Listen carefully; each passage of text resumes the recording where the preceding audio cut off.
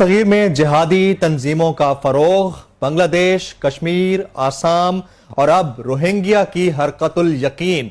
सवाल यह है कि क्या लीबिया से मलेशिया तक एक नई लहर का आगाज हो रहा है या फिर हो चुका है। प्रोग्राम के पहले हिस्से में और साहब से इसी पर बातचीत करेंगे। और साहब, बड़े सगीर में जिहादी तंजीमें बढ़ रही हैं, फैल रही हैं, इसकी रीजंस क्या हैं? What are the behind facts? देखिए, पहली बात तो ये है कि एक तवील अरसे से तकरीबन कोई 16-17 साल हो गए हुए हैं कि भारत का जो सेकुलर चेहरा था वो मुकम्मल तौर पे एक हिंदू जुनूनी चेहरे के अंदर बदल गया हुआ है। ठीक। जब से बीजेपी की पहली हुकूमत आई है, जो अटल बिहारी वाजपेयी की हुकूमत थी, अगर थे कि शायर सिफ्त आदमी थे, शायरी भी करते थे, बाकी भी चीजें थी, लेकिन चूंकि उसके पीछे मुकम्मल तौर पे बुनियाद जो थी वो राष्ट्रीय सेविक संघ की थी और सिंह परिवार की थी कि जो बुनियाद समझते थे कि हम भारत को एक हिंदू रियासत के अंदर तब्दील करना चाहते हैं। ठीक। इस दौरान ही बाबरी मस्जिद की सूरत हाल पैदा हुई।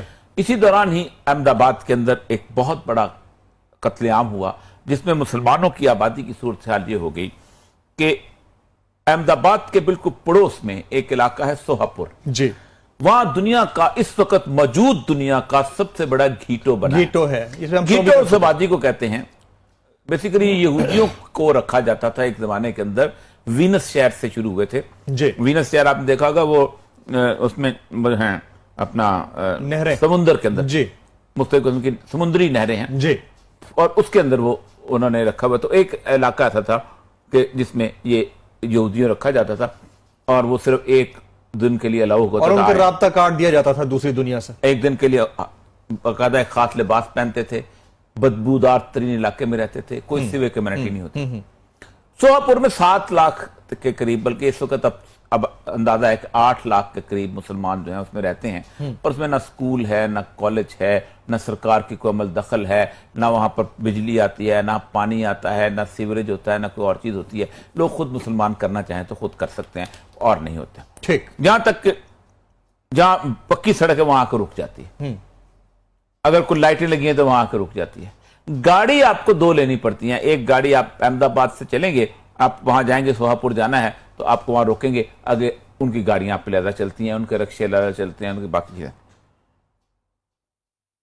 तो ये जो लोग हैं, हाँ जी, ये वहां पे यहां पर एक पूरे के पूरे भारत के अंदर एक कैफियत पैदा हो गई है कि मुसलमान अनसेफ हो गए। अब मुसलमानों की आबादी को 25 करोड़ के करीब बनती है। पाकिस्तान की आबादी से भी ज्यादा आबादी, पाकिस्तान की आबादी से। पाकिस्तान तो 21 करोड़ सेंसस जी जी। ठीक। इस 25 करोड़ की जो आबादी है, एक सेकंड मुझे माफ कीजिएगा ji, go ahead carry on, take your time. अच्छा, 25 करोड़ की आबादी जो है वो ये फैली हुई है। 23-24% जो है उत्तर प्रदेश के अंदर है।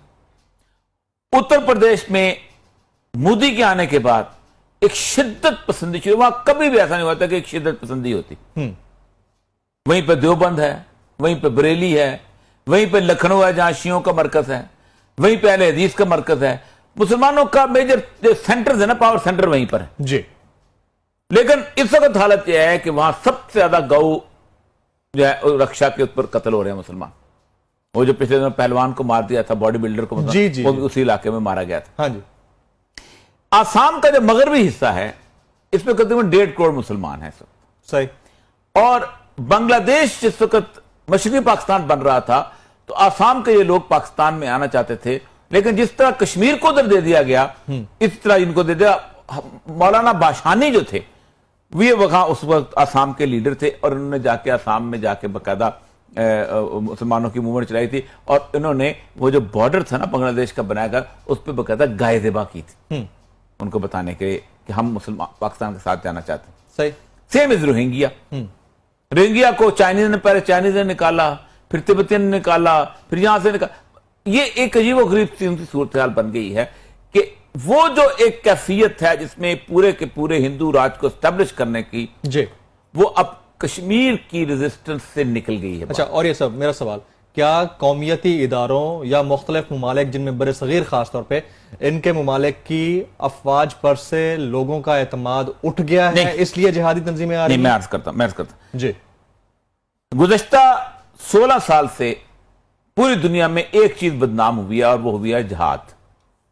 जो कि इस्लाम का बुनियादी वस्फ होता था जी, इसकी इज्जत, इसकी तौकीर सब कुछ खत्म हो गई। अब भी सर इसको अहम तरीन रुकन समझा जाता है। जी, ये वो एसेंस है कि जो कौम पर तंजीमों ने उठा लिया है। यानी आप अगर हथियार उठाएं कुर्द होने के नाम पे, आप हीरो हैं। हीरो है। आप हथियार उठाएं ईस्ट तैमूर में होने के नाम पे, आप हीरो हैं। आप हथियार उठाएं अपना चेचन के अंदर, अपना रशिया के खिलाफ कोई खास मूवमेंट के इलाके के, आप हीरो हैं। आप हथियार उठाएं सदर्न सूडान के अंदर दारफोर में, आप हीरो हैं। आप इस हथियार उठाएं इस्लाम के नाम पे या मुसलमान होने के नाते से, आप हीरो नहीं है। तो अब ये जो एक ऐसी नॉन स्टेट सूरत हाल बिल्ट हुई है जी, और वो बिल्ट हुई है बुनियादी तौर पर इराक से। पहले अलकायदा अफगानिस्तान की मूवमेंट थी, वो एक मूवमेंट थी अफगानिस्तान के सिनेरियो में, और ये बड़ी खतरनाक है। मैं बता रहा हूं बहुत खतरनाक है, क्योंकि ये फिजा अगर बिल्ट हुई तो फिर कोई नहीं बचेगा। अफगानिस्तान की ममलिकत के तहफ़्फ़ुज़ के लिए तालिबान और उसामा बिन लादेन उनके साथ लड़ता था। उसामा बिन लादेन ने बैत की हुई थी, अफगानिस्तान की बाउंड्री की इज्जत करते थे और अफगानिस्तान की बाउंड्री की रिस्पेक्ट करते थे। अब जो मूवमेंट बिल्ट हो रही है, अब जो कश्मीर में जो मूवमेंट हुई है, आप लाख छुपाओ, आप लाख कहो, ये वो कश्मीरी कहते हैं कि हमने अब कश्मीर के नाम पे जान नहीं देनी, हमने अल्लाह के नाम पे जान देनी है, ला इलाहा इल्लल्लाह के नाम पे जान देनी है। वो जो खड़े होकर कहता है, बुरहान वानी की जो खिलाफत मूवमेंट चली थी और जाकर मूसा की जो तकरीर उठाए, वो कहते हैं कि अल्लाह के लिए जान देनी है, तब शहादत मिलती है।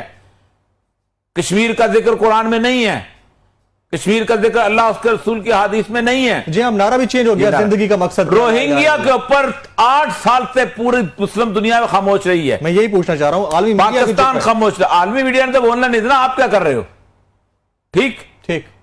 ईरान खामोश रहा है, ठीक, सऊदी अरब खामोश रहा है, मिस्र खामोश, सब खामोश रहे हैं ना जी। उनको मारा। आप अंदाजा करें कि एक जमाना ऐसा था कि उनको जहाज में निकले हैं और समुद्र के अंदर वो तैरते रहे हैं, कोई अपने बॉर्डर पे लेने को तैयार नहीं था, मलेशिया हो या इंडोनेशिया। 1 महीने के लिए उनको एक कंसंट्रेशन कैंप बना के उसके अंदर रखा गया था। तो इंसानी हुकूक की तंजीमें कहां हैं? खुद ने खत्म, पूरी दुनिया में है ना, मुसलमान के लिए नहीं है, उसको छोड़ दें। अच्छा, अब उन्होंने हथियार उठा लिए। ये बेसिकली हरकत जिहाद इस्लामिया बांग्लादेश है, बहुत पुरानी तंजीम है जी। बांग्लादेश में हिंदू और सेकुलर एक हो गए। हसीना वाजिद जो है उसने पूरे के पूरे मुस्लिम मूवमेंट को तबाह करने के लिए फांसियां दी। पाकिस्तान यहां भी खामोश रहा। मतीउर रहमान निजामी को फांसी हुई, अख्तर मुल्ला को फांसी हुई, सब कुछ हुआ जी। अब ये मैं आपको बताऊं, अब ये पूरे का पूरा सिनेरियो जो है बिल्ट हो रहा है।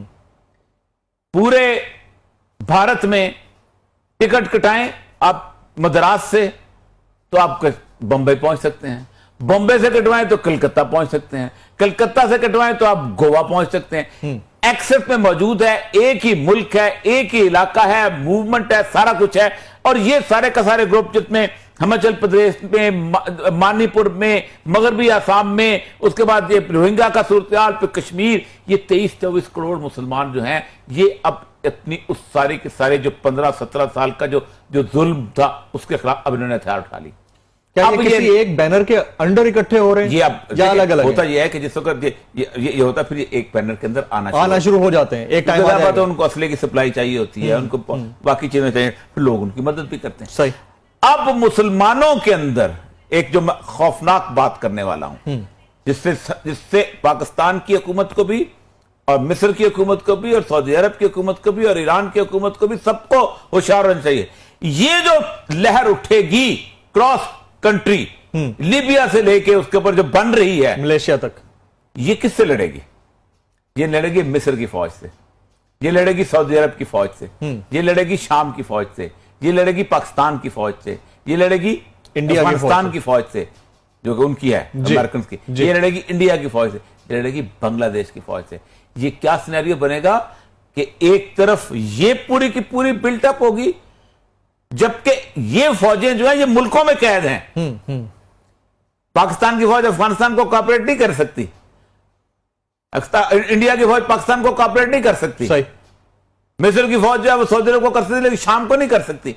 ये एक जो सिनेरियो बिल्ट हो रहा है, इस सिनेरियो के अंदर आग है, अब या तो आप पैसिफाई कर लें, और इसमें मैं आपको बताऊं, बड़ी सही बात की है सैयद अली गिलानी ने, इस वक्त संभाल लो इन सारी की सारी सूरत हाल को, और आप जहां जहां आजादी की मूवमेंट है वहां लोगों को आजाद करके एक मुल्क की सूरत हाल बना दो, उनको कुछ कुछ ना कुछ चीजें दे दो, वरना इराक और शाम बन जाएगा पूरा का पूरा मुस्लिम। पाकिस्तान से कुछ भी मांगे तो दे दिया जाए, मतलब देखा अभी तो आप देखो ना, अभी तो आप कर रहे हो ना रब्दुल फसाद या अपने मुल्क के अंदर, जिस दिन आपका मुल्क बीच में एक राहदारी बन गया फिर आप क्या करोगे? बिल्कुल ठीक है, पॉइंट हैज बीन टेकन।